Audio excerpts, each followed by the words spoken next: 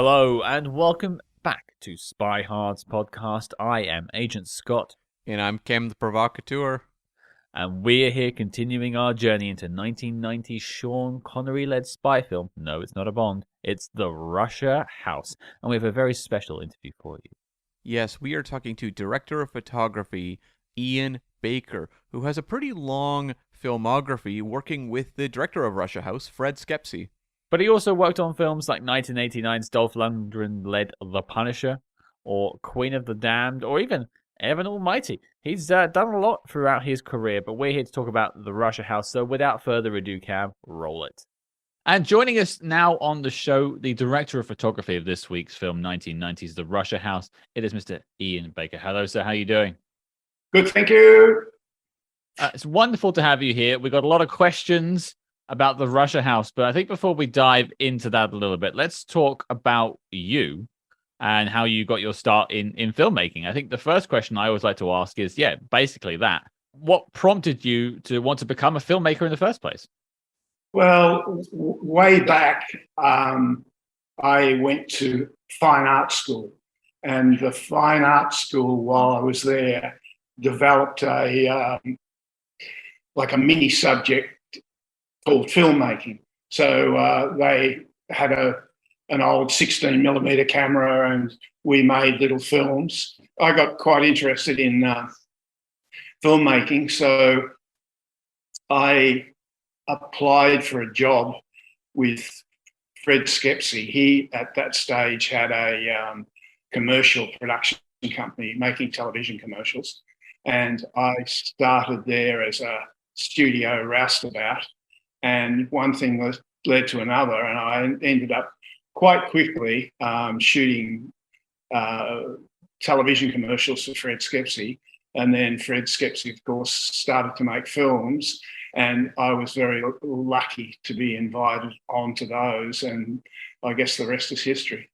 Because it's actually one of my questions I have for maybe later on when we got to Russia House was how you got connected with Fred. So that really is quite an early on connection in your career, basically one of your first major connections. Yeah, 1968. Wow.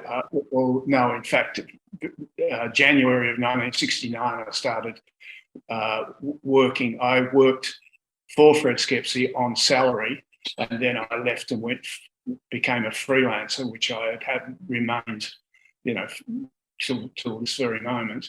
And so that's the story. You've got where the connection came from. What do you think was the key to you two having such a successful collaboration? Because you worked together so many times. I can't tell you how many feature films we've done. I'd have to look that up, but you can do that. I did, photographed or shot many television commercials for him, and we just seemed to click, and it's been fun. Tough. He's a really tough taskmaster, but it's a pleasure to work. You always know that you're working on something that will be a success. Does he have a really strong visual style? Does he know what he wants, or does he look to you to kind of help realize it more so?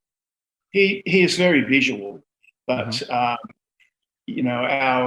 relationship has got to the point where I set up shots. I know where he's coming from, so I can sort of work a little bit ahead of him, and that's how we churn it out, which is good for him because he does shoot an incredible amount of film. I mean, in terms of coverage, he does massive amounts of coverage. And maybe just sort of going back a teeny bit, but maybe before you got to meeting with Fred and working with Fred, what were the sort of films and filmmakers that were influencing you when you were forming your visual style? Oh, gee. I belonged to a film society and a film festival, and used to go to every movie ever made. So I was very interested in film. I can't tell you the directors. The really big time directors. I followed a lot. Sure. And you mentioned sort of getting the start in the late '60s, which was definitely sort of the height of the spy boom at the time. James Bond was probably one of its biggest points in time. Um, Yeah. in terms of early experiences with spy movies, because that's what we talk about every week. Any sort of memories of watching spy movies? Are you a fan of spy movies? Oh, not particularly. I was a fan of any good movie. Mm. I can't say I was an avid follower of spy movies. You leave that to us. Right. Well, pivoting quite a ways then from sort of the late '60s to 1990, which is the Russia House. How does that film come along? Is it just something that Fred has been given and he gets you involved, or was there a process behind that? How did you first get involved with the Russia House? Oh well, at that stage, I was just shooting all of Fred's material, so it came along. I got a script, and then we got the film going, and it was big time because I'm sure you know, but we shot in Leningrad, Moscow, Lisbon, Vancouver, London. So it was a really big project. Mm-hmm. Yeah, and we both realised that it was going to be difficult to, particularly in Russia, to do organised film setups where you have crowd control and you have assistant directors keeping everybody out of the way. So we realised that we wouldn't be able to do that. So we adapted a style which was basically for years and years and years had the same camera operator who was also a very excellent Steadicam operator. And what he would do was we would virtually, well, I mean, I'm being dramatic here, but we'd hide around a corner, send the actors out, and then Ian Jones, my Steadicam operator, he would just go, and before anybody knew it, we had a scene without, disrupting the crowd. So they were natural crowd, natural extras, etc. So it was quite the system worked really well, and it was quite a unique way of making the film. Where in the process did you guys become aware that you would be able to shoot in Russia? Like, was that touch and go? Because I know it was kind of a big deal at the time. I don't know. I don't know all of that, all of those details. I just turned up with my light meter. Nice. Fair play. Were you along for the location scouting? Always, yes. Awesome. And I was curious to know when you're scouting for the Russian locations, if there's any that jumped out, like were real discoveries for you guys that maybe you didn't necessarily plan on. Well, we surveyed extensively, and we picked locations that were Russian, because for the obvious reasons, and we just went ahead and did it. We had a very minimal, when we were on the ground, so to speak, we had a minimal crew, so that, there wasn't people standing around with clipboards and monitors and whatnot. So we were for quite a deal of the film, I guess you could say, we shot it in a doco style. And did you face much, I don't want to say opposition, because obviously it was the Russian government said you could shoot there, but did you face any sort of hardships or sort of issues whilst filming in Russia? No, not at all. It was all very smooth and friendly. It was great. And you were also working with a part Soviet crew, correct? Yes, because it's too expensive to drag all your normal people. I had Ian Jones, my Steadicam operator. He was lucky enough to be able to do the whole every location, which is so helpful. Right. And were there any challenges just in terms of balancing, like your crew with the Soviet crew? Did it work out really well, or was there like differences in work style or anything like that? Yeah, you have to do a lot of explaining, but I'm good at handling crew in that I'm not aggressive with them. I'm very friendly, very warm with them. So they soon cotton on to the fact that, you're a nice bloke and they work for you. Right. And that's sort of a director of photography, a cinematographer. You're getting an opportunity here to shoot in a land that hasn't been shot, at least by Western filmmakers, for properly for a very long time, and also at all particularly. What excited you about the opportunity to go and do that? It was exciting to be able to go and be in a country like Russia, and even Lisbon. I mean, it was great. There's a really special thing about Leningrad. Is you just met my wife, Di. That's where I met Di.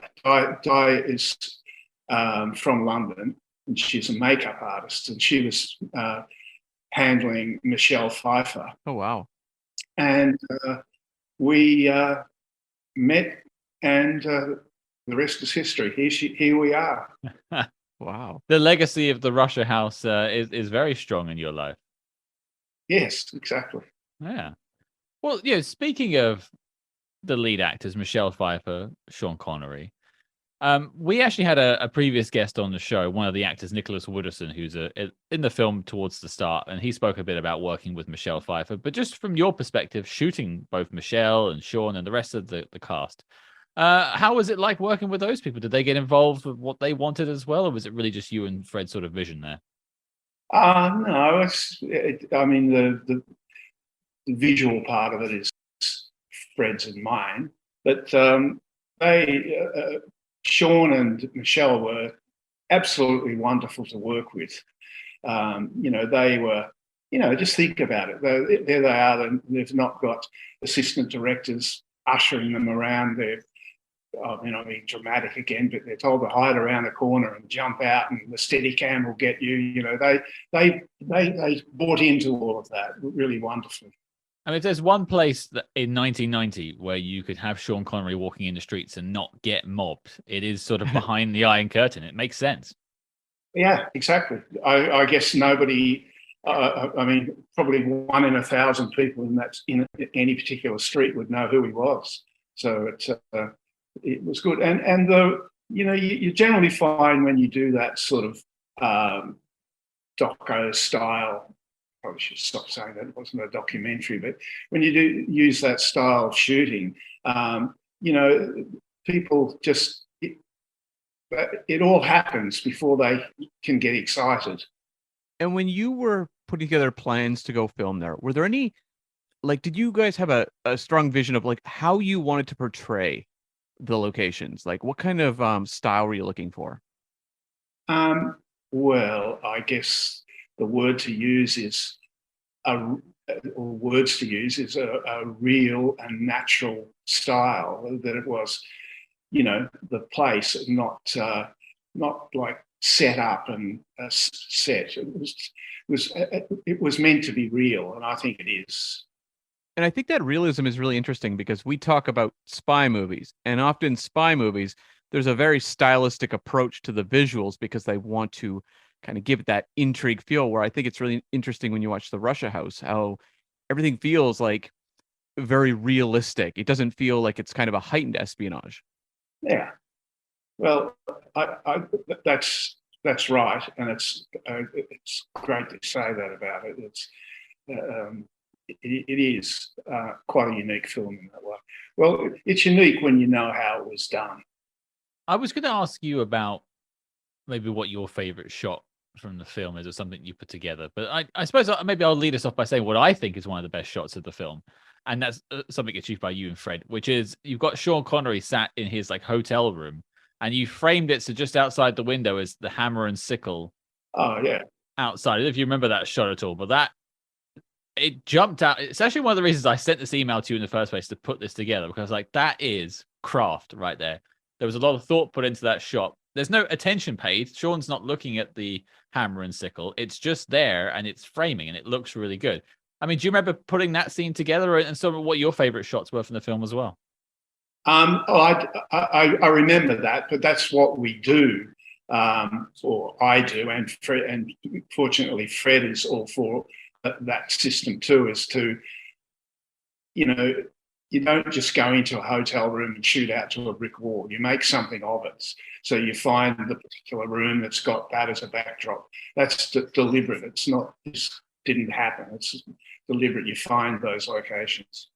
And just from your sort of memory banks from shooting it yourself, I don't know if you've revisited the film at all since you made it, but is there any particular shots that you remember being ones you were very happy with? No, not one single one. I'm very, very happy with the whole visual aspect of the film. So I think it's there's lots and lots of shots that are equivalent to the one you just mentioned. I was curious if you could remember any great challenges you had to overcome shooting the Russia House, any sequences that were a struggle or anything like that. No, I mean, no, not one particular one, but I mean, you go, my way of working is you go for it. You just give it everything you've got to make that particular shot as great as you can, which of course then accumulates into a great film. It's like the hammering sickle out the window. You make that work. You don't just shoot a boring street. You pick a street that's got character and Russian character to it. Mm-hmm. You know, once again, that's good with working with Fred Skepsey, because you get a lot of directors going, "Oh, look, I'm not worried about that. I just, I want my actors to look good." But Fred will combine. He's happy for me to combine the two, because that's the way he works too, which therefore makes a film called Russia House look like Russian. So, and moving kind of away from the Russian locations, I was just really curious. We talked to Dan Mindell, who did cinematography for Tony Scott's Spy Game. And he talked about how challenging it was to shoot the scenes of all the guys around the table, essentially giving briefings and whatever. You have a number of scenes like that in this movie, with Roy Scheider most prominently. I would just like to know about shooting those scenes and making them feel dynamic and making them feel visually interesting, because a lot of people have struggled to achieve those kind of scenes. Well,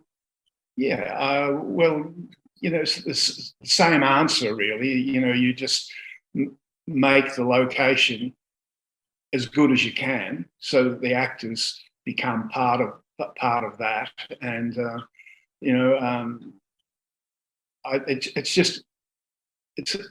I'm umming and ahhing, because it's really, in fact, a hard thing for me to answer, because I never think of it that way. It's just, you go there and once again, you don't shoot up against a brick wall. You look around and you get a vista, and you put the actors in front of something that suits the scene, but also has a visual interest. Mm-hmm. Mm-hmm. So I think what I'll do to sort of sign us off of the Russia House is sort of throw it to you a little bit. Is there anything in your memory banks about making the film that we haven't discussed? Any anecdotes from the production, or any stories of how it was made? Anything that sort of we haven't prompted out of you already? Anything you could share with us about making the Russia House? Nothing more than I've said, except it was a great experience, and it was a great film for me, because you have fabulous locations, which of course you put your actors, or Fred puts his actors in front of, but it was quite unique to be able to have all of those images to work with. I think it's a really good-looking movie. All of the scenes more than help tell the story. When you look at your many films you've done with Fred Skepsey, where does like the Russia House rank? Like, does that one jump to kind of the top of your favorites, or do you have a favorite? It would be right up there, yes. For the same reason, and is that it's a beautiful visual film. So yes, it would be right up there. I don't know about the top of the list, but it'll certainly be maybe the top of the list, maybe not. But it's way up there. Mm-hmm. And it's interesting because we were talking about sort of, well, I proposed the question that you'd encountered issues in filming in Russia, because that's what an audience would think. You'd have issues, especially being one of the first film crews to actually film there post the Cold War ending, more or less. But it's interesting to hear that there really was no particular issue, and you had sort of basically unlimited access to where you wanted to shoot. Yes, we did. But I mean, we would have. I'm not really involved in this part of it, but we would have had, highfalutin Russian, or Fred would have had highfalutin Russian people that were doing all the diplomatic things behind the scenes, and talking to the right people and letting the right people know that we were going to be there on that day. So, but it all worked. It was, from my point of view, it was just seamless. We didn't ever get stopped or have to wait for something. It was good. And of course, you got to shoot Sir Sean Connery and Michelle Pfeiffer before she hit that massive wave, I think like a year later or two with Batman. Yeah. We interrupt this program to bring you a special report. Calling all agents. Independent podcasting, much like the spy game, requires considerable resources. Whether it's research, equipment, hosting, or of course constructing a top secret volcano lair, we're putting out the call for your support. That's right. As you may know, we've activated the SpyHards Patreon, home of our ever-growing lineup of Agents in the Field episodes where we decode non-spy films from your favorite spy actors, and full film commentaries with more intel than a Basil exposition briefing. Cam, what have we got in our crosshairs this month? Hitchcock changed the face of spy cinema, but what about horror? Well, we're going to look at 1960s Psycho and find out if even podcasters need to go a little mad sometimes. And if that sounds delicious, then become a true spy hard today and join the circus at patreon.com/spyhards. But before this message self-destructs, Cam, resume the spy jinx. But I think we'll take it away from the Russia House a little bit. Cam, I know you had a couple of questions. Yeah, I would like to know just about working with Meryl Streep on Plenty and Cry in the Dark. Right at that period where like Meryl Streep is like the most exciting actress around. I would just like to know from you any memories you have of working with her. Well, I certainly do. She is a fabulous person. She became quite a good friend of myself and my family. In fact, when we were filming in Melbourne with her, we had a weekender, and she would go to the weekender, and she became a really good family friend, and she's just the most wonderful person to work with. And I thought it was really interesting, that obviously Australian born, and then you're shooting a movie, Cry in the Dark, in Australia. If there was anything that jumped out just from your memory of the experiences of filming that movie there. Look, really, it's the same answers as the answers to Russia House. It was, you look for locations that show the country. It was just a great experience, and we really did go out, lots of kilometres up the track to get various scenes. And but once again, it works. I think the film looks really smart. It does, yeah. And I mean, yielded her a Best Actress nomination. So definitely a very memorable film. Yeah. And another movie I wanted to ask you about, and kind of a bit of a difference between what we've previously talked about, but a movie that was very important to me when I was younger, which was The Punisher. You made the first ever Marvel movie. This was before the days of the MCU and all that. I would just like to know about when you were working on that film, were you looking at comic book panels? Was there an effort to kind of, look at the comics for inspiration? No. Right. And was there any thought in terms of like building the world of that movie? Like, was there a visual style you were looking for? I guess essentially.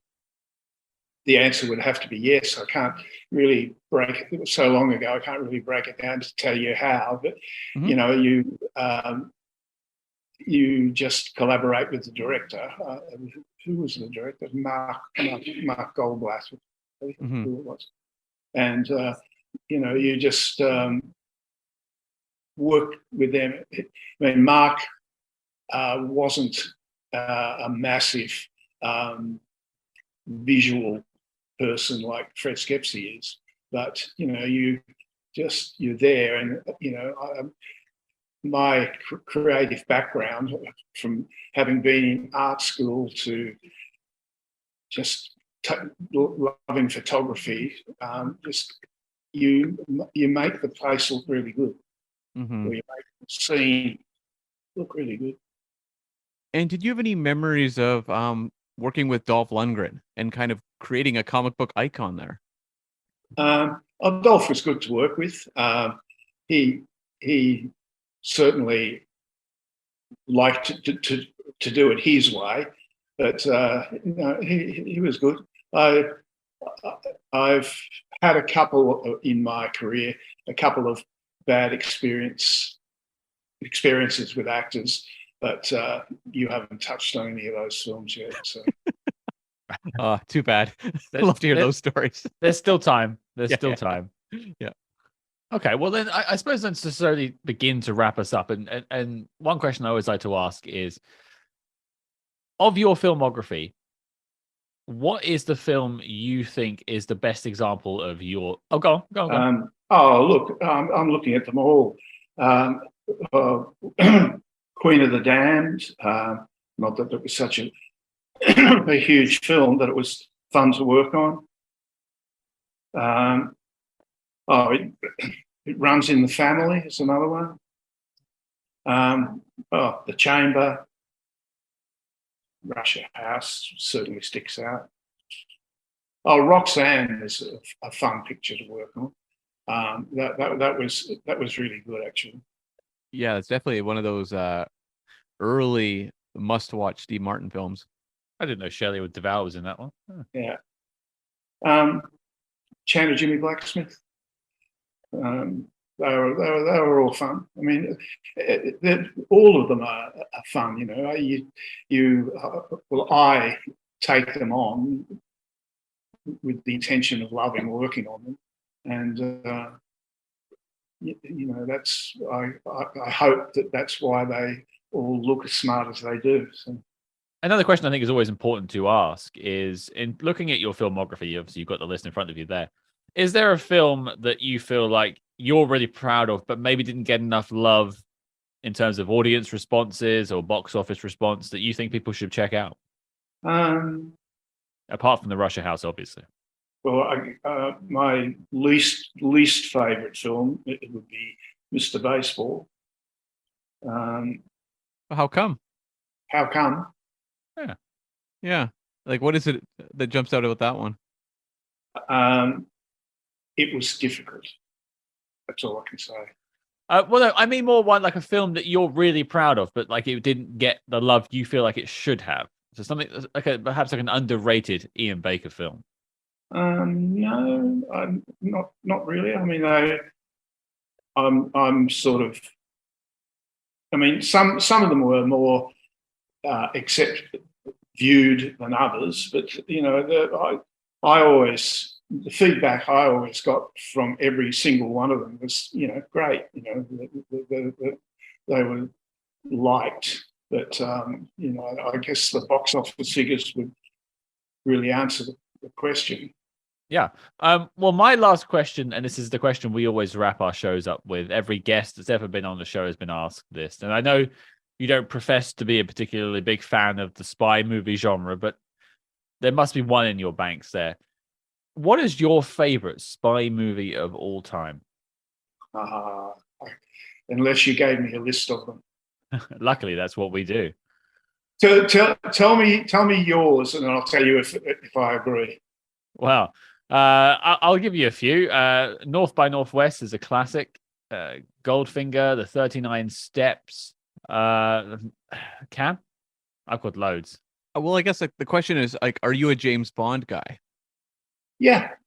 Okay. I do enjoy, as in escapism, watching James Bond movies. Yeah. In terms of your favorite spy movie of all time, is it going to be The Russia House? I guess I'd have to say yes. It's like a cheat answer, but we got one, so I'll take that answer. It's better than none, and yeah, we're both big fans of it. We didn't really say this off the top, but and this is the reason why I tracked you down and asked you to do this chat with us, because I think the cinematography of the film is fantastic. I think the performances are fantastic, and it's actually a really underrated spy movie. Mm-hmm. Ian, I genuinely appreciate your time. I hope you have a lovely day ahead of you, and yeah, I wish you all the best. Thank you very much to you both as well. Well, there you go, folks. That was our chat with Ian Baker. But Cam, let's talk about it. The Russia House is a fascinating film. We had a good time talking about it this week, and it's interesting to hear just sort of the nuts and bolts about how it was put together and with the ease of which it was done. I was surprised by how little resistance they faced from Russia and from Russian authorities. It was almost as if they were sort of welcoming in the film crew with open arms. It was nice to hear.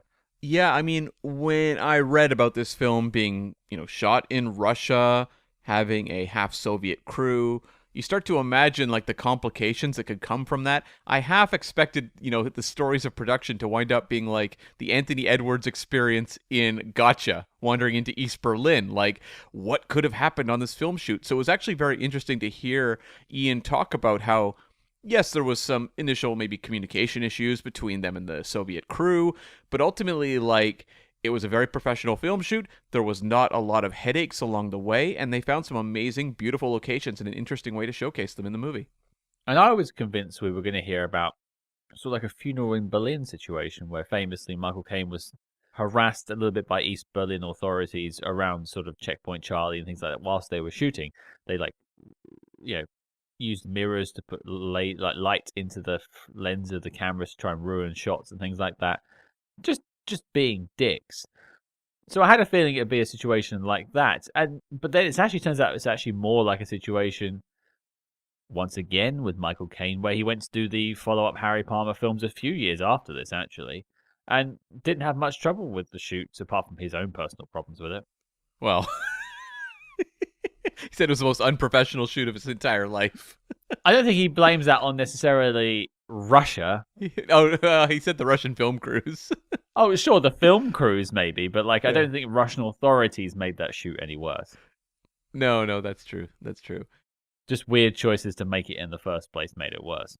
I thought it was really interesting hearing him talk about just kind of that documentary, not quite, docudrama approach to shooting Russia, and also just how they got some clever shots when it involved crowds and whatever, which obviously, you see in the film. It has a grand sense of scale, and it was clever ways to avoid people staring at the camera or the public working their way into the movie in a way that the filmmakers would not really appreciate.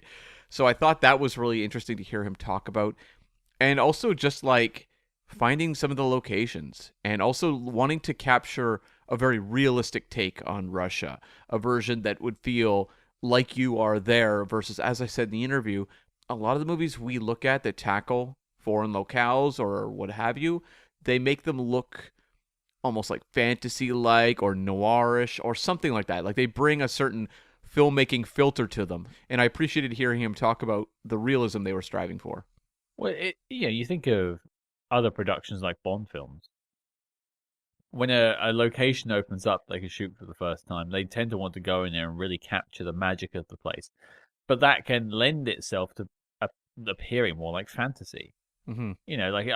I don't think, take Afghanistan around the same time from the Living Daylights. They chose some very nice locales there to shoot, mostly in desert, of course.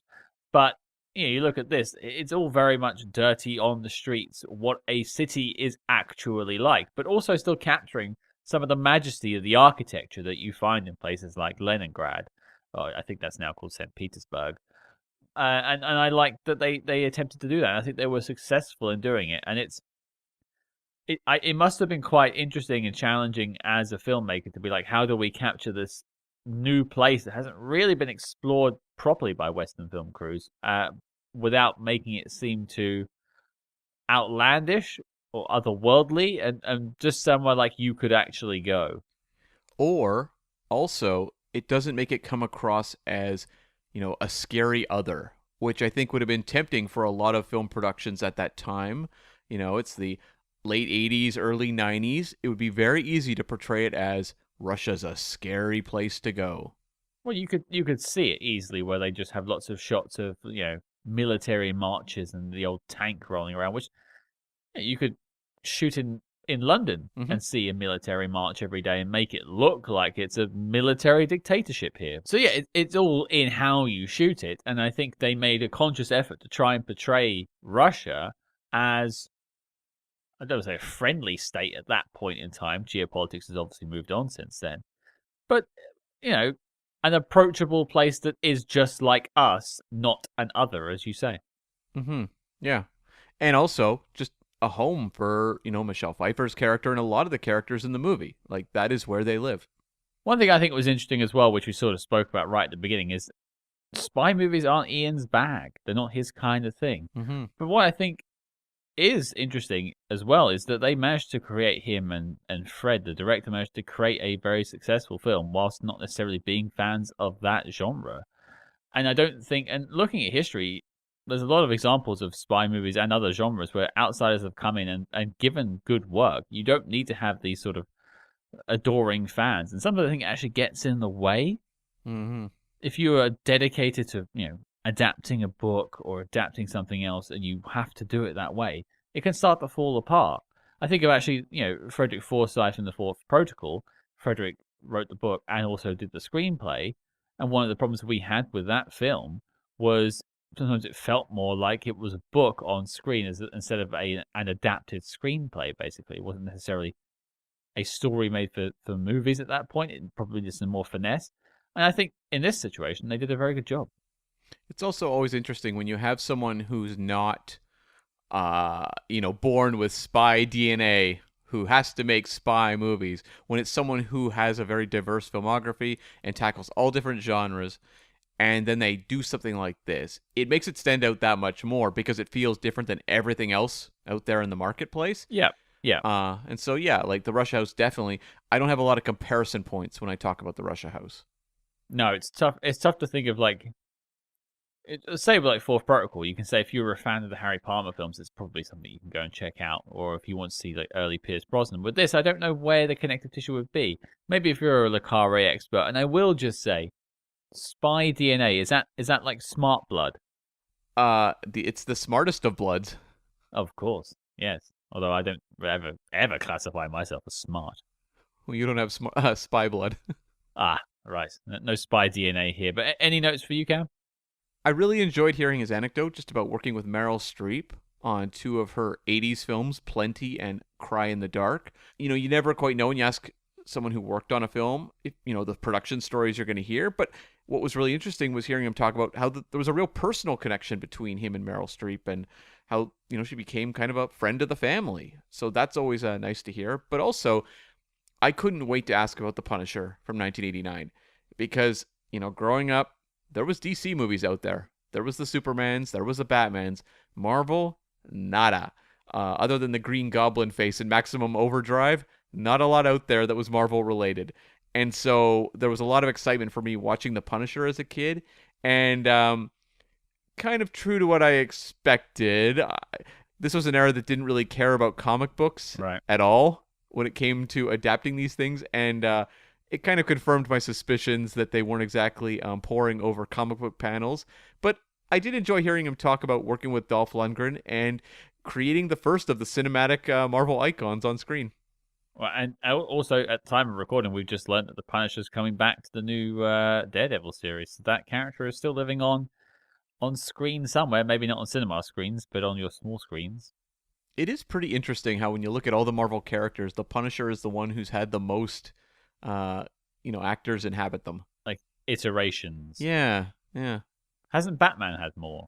Batman has definitely, but that's DC. In terms of Marvel, Spider-Man has obviously had a few at this point, but the Punisher is... Nick Fury's had a couple. Nick Fury, yeah, but the Punisher is, I think, maybe at the very top, which is just kind of surprising. Well, I'll ask you because we're here, and I don't think it's a conversation we're ever going to have otherwise. And I have no stakes in this game because I don't really read comic books or watch much Marvel stuff, apart from the movies. Who's your favorite Punisher? I mean, for me, it's going to be Jon Bernthal. I thought the version of the character they did in Daredevil Season 2 was the best possible depiction you could get across of that character, using him as an antagonist for the season. But I will say, I didn't dislike Dolph Lundgren in the role. I actually thought he brought a lot of kind of attitude and mood to that movie.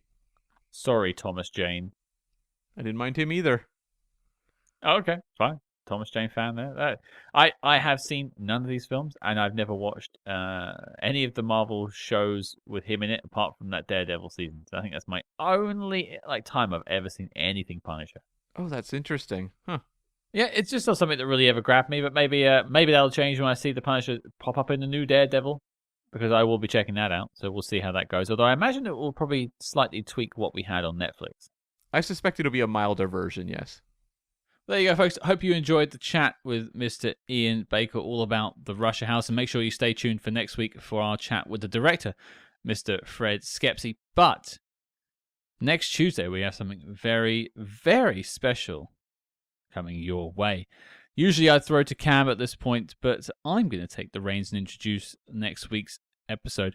We are bringing you quite the treat. I'm sitting down with Mr. Jamie Anderson, the son of the late and great Jerry Anderson, the creator of such shows as Thunderbirds, Joe 90, Captain Scarlet, Space 1999, Space Precinct, and many, many more. But you may be wondering why he's on the show, and that is because Jerry Anderson, back in the late 1960s, wrote a James Bond script for a film titled Moonraker that never quite happened for many reasons, which we'll discuss next week. It had been locked away in the vaults, thought discarded and never discussed, but Jamie Anderson is bringing it onto the show. We're going to talk all about the script, all about what could have been with the original version of James Bond in Moonraker. So make sure you're subscribed. Stay tuned for that. It is groundbreaking stuff, some stuff you've never heard of before, and this all could have happened in the late 1960s, early 1970s in an actual James Bond film. You won't want to miss it. Stay tuned. So your mission, folks, should you choose to accept it, is to check out the Jamie Anderson interview next week. If you like what you heard on this show, please consider leaving us a 5-star review wherever you get your podcasts. And do not forget to follow us discreetly on social media at SpyHards, that's SpyHards, on Facebook, Twitter, and Instagram. But until next week, Cam, did you know you look like a large unmade bed with a shopping bag attached?